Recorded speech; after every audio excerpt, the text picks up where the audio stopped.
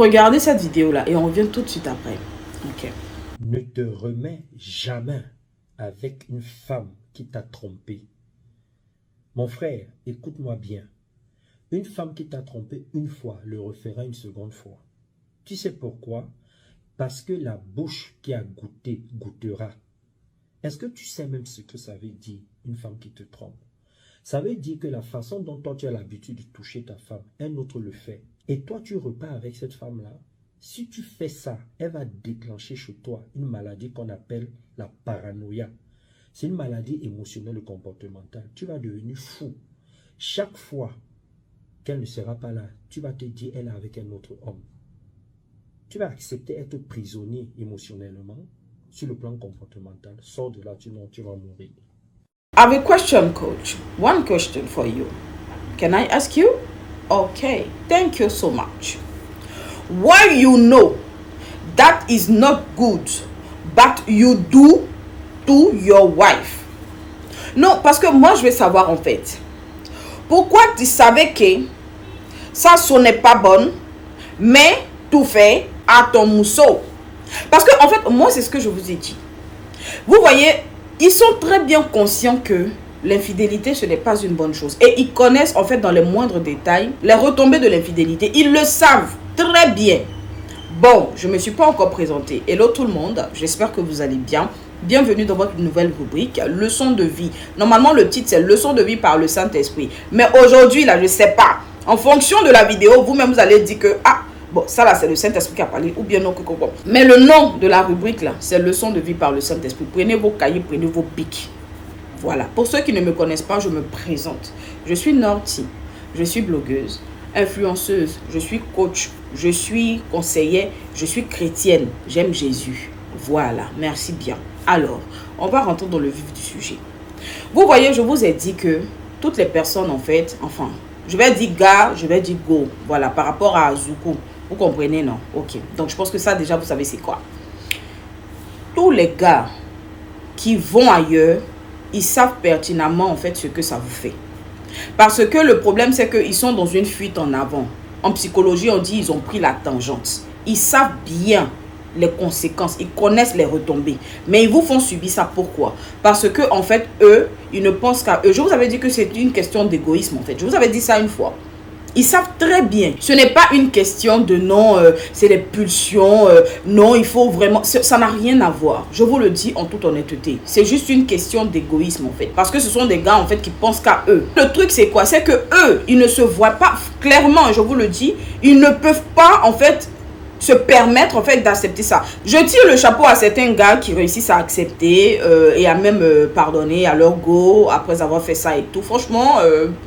je sais pas, mais en tout cas, courage à vous. Et puis, vraiment, je vous donne les félicitations, le chapeau, le béret, le trophée et le drapeau dessus pour vous dire, vraiment, c'est pas facile, mais félicitations. Mais en vrai de vrai, pour la majorité qui le font, ils ne supportent pas. Parce qu'ils savent exactement ce qui se passe dedans. Et ils savent, en fait, ils sont conscients du moindre détail comment on dit, de conséquences qu'il y a. Ils le savent. Ils le savent très bien. Et ils refusent de supporter ça. En fait, le problème pour certains, eux, ils pensent dans leur état d'esprit profond que les go là, elles vont au black, on enlève ce qui est dedans, et puis on change ça avec caoutchouc, et puis on vient déposer. Le fait même que la personne même ne te voit pas, la personne doit commencer à imaginer. C'est-à-dire que cette paranoïa dont le coach de la gloire glorieuse parle, en fait, en réalité, il préfère que ce soit, en fait, la mousseau qui endosse ça par rapport à lui. Et ça, moi, je trouve que c'est vraiment un peu égoïste, en fait. Certaines personnes ont réussi à mettre dans la tête de certaines mousseaux que, ouais, les gars, ce sont des éternels en bébé. C'est faux. Il n'y a pas quelqu'un qui est plus responsable qu'un homme. Il n'y a pas. En fait. Parce que vous savez, Dieu ne fait rien au hasard. Si Dieu a donné le sceptre, le bâton de commandement à l'homme, c'est parce qu'il sait que l'homme a la capacité de pouvoir véritablement, en fait, apporter du bien-être apporter de la paix, apporter l'amour, apporter le respect, apporter la protection. Vous voyez, il a donné tout ce qu'il y a comme commandement à l'homme, parce qu'il sait simplement que gars sera à même de pouvoir apporter en fait tout ce dont la femme a besoin. Parce que, qu'on se dise la vérité, c'est parce que Dieu sait que la femme a beaucoup besoin d'amour, d'affection, de respect, de fidélité et tout ça, qu'il a permis en fait que Ève vienne dans la vie d'Adam.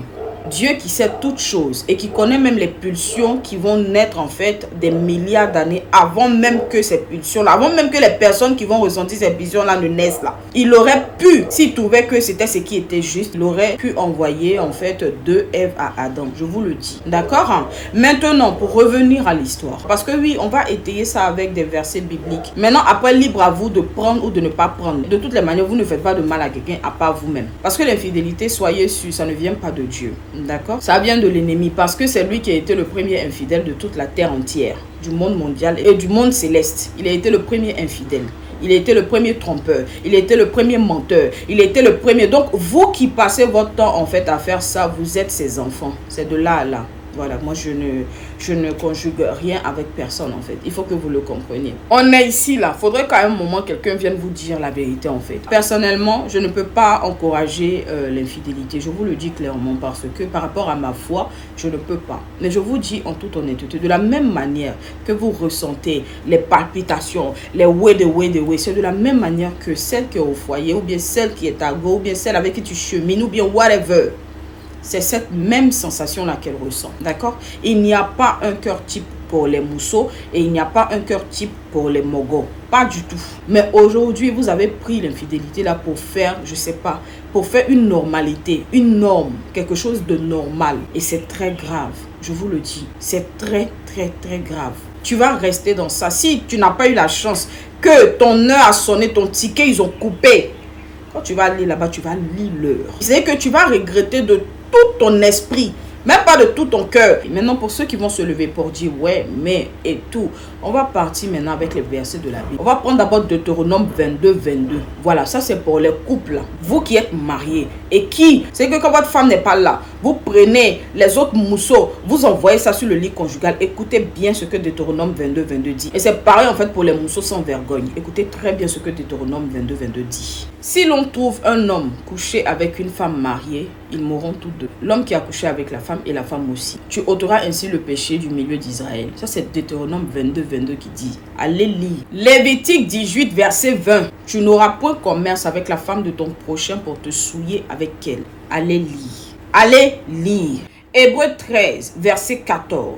Que le mariage soit honoré de tous. Et le lit conjugal exempt de souillure, car l'Éternel jugera les impudiques et les adultères. Il y a plein de versets dans la Bible qui parlent de l'infidélité. Il y a plein de versets. Allez lire. Donc, vous qui vivez dans ça et puis qui espérez que le royaume des cieux s'ouvrira à vous de façon truc, vous allez lire. Et en fait, il faut que vous compreniez quelque chose parce que ça, je me dois de vous le dire en toute honnêteté. On rigole bien, on parle bien, on se détend bien. Mais écoutez, autant de fois que tu vas aller te souiller ailleurs, autant de fois que tes grâces et tes bénédictions te seront arrachées.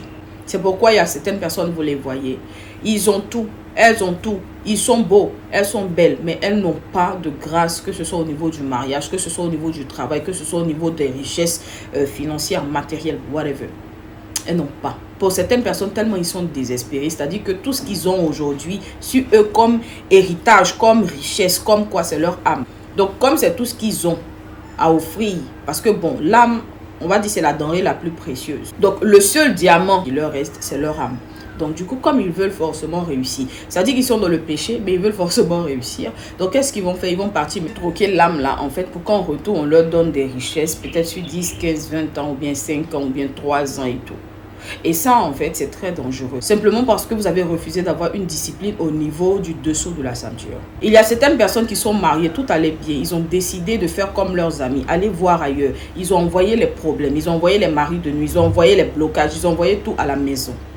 Pour certains, en plus d'avoir envoyé ça, ils ont soulevé des maladies incurables pour venir déposer dans leur famille.